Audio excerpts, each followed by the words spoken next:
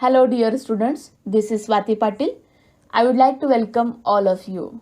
Today we are going to learn the to be forms in English grammar. Dear students, let's try to understand the to be forms in future tense. To be forms in future tense is will. Only one form is there. Sometimes we can also use shall. My dear students, try to understand the to be forms in future tense. The to be forms in future tense is will. Will is the to be form, best form in future tense. विद्यार्थी मित्र मैत्रिणींनो, future टेन्समध्ये एक to be form जे तुम्हाला commonly वापरलेलं दिसेल सगळीकडे ते आहे will. Most of the time शाल ही असेल. शाल अगदी वापरात नाही असंही म्हणू शकत नाही आपण. शालच्या बाबतीत जर म्हणाल तर आपण असं म्हणू शकतो की शाल is not used much nowadays. आजकाल त्याचा तेवढा वापर होताना दिसत नाही. But still it is found in formal speech. पण फॉर्मल औपचारिक संभाषणामध्ये, औपचारिक संवादामध्ये त्याचा वापर तुम्हाला नक्कीच दिसेल.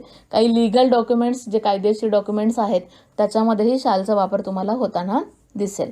आणि रोजच्या जर तुम्ही गोष्टी पाहिल्या, the most common use of shall in everyday English is in questions that offer or suggest. रोजच्या भाषेमध्ये म्हणजे रोज जे दैनंदिन आपण संवाद करतो, एकमेकांशी बोलतो, त्याच्याशी रिलेटेड जर म्हणाल तर क्वेश्चन बनवण्यासाठी म्हणजे प्रश्न विचारण्यासाठी शालचा वापर होताना आपल्याला दिसतोय. म्हणजेच काय, shall I use your pain, shall we start, shall we work. Okay, अशा प्रकारे तुम्हाला वाक्य दिसतील. म्हणजे शाल ही वापर करू शकतो, तो अगदी चुकीचा आहे असं नाही. व्याकरणात्मक दृष्ट्या तो बरोबर आहे, पण गरजेनुसार कुणाशी बोलतोय, कशाशी रिलेटेड बोलतोय त्याच्यानुसार हा वापर बदलताना दिसेल.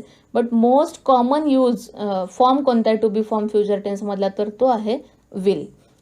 सो आपण त्याच्याशी रिलेटेड काही वाक्य बघूयात. म्हणजे आय असेल, यू असेल, वी असेल, ही, शी, दे, इट, या हा कुठलाही सब्जेक्ट जर तुम्हाला वाक्यामध्ये दिसेल तर त्यावेळी तुम्ही विलचा वापर करू शकता. शालचा जर वापर करायचा असेल तर तुम्ही कुठं करू शकता, फक्त वी आणि आयला करू शकता, बाकी ठिकाणी नाही. सो जर आता आपण बघूयात टू बी फॉर्म्सचे फ्युचर टेन्समधले काही वाक्य. First sentence is I will come. त्याचं निगेटिव्ह सेंटेन्स आहे I will not come. Second sentence आहे यू विल कम. इकडं आहे यू विल नॉट कम. सगळीकडेच काय आहे, विलचा वापर केलेला आहे. Subject I, you, we, he, she, it, they, काही असू दे. मग he will come, he will not come. She will come, she will not come. We will come, we will not come. It will come, it will not come. They will come, they will not come. अशी काही वाक्य तुमच्यासमोर ठेवलेली आहेत. आता याचंच आपल्याला interrogative करायचं आहे, प्रश्नात्मक वाक्य करायचं, तर ते आपण कसं करू शकतो. आय विल कम चं काय होईल, will I come in. You will come, you will come in. He will come, will he come in. She will कमचं विल शी कम इन.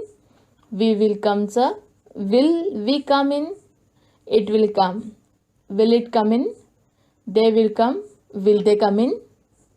अशा प्रकारे आपण दिलेल्या अफर्मेटिव्ह सकारात्मक वाक्याचं प्रश्नात्मक वाक्यामध्ये रूपांतर करू शकतो. My dear students, these are the to be forms in English language.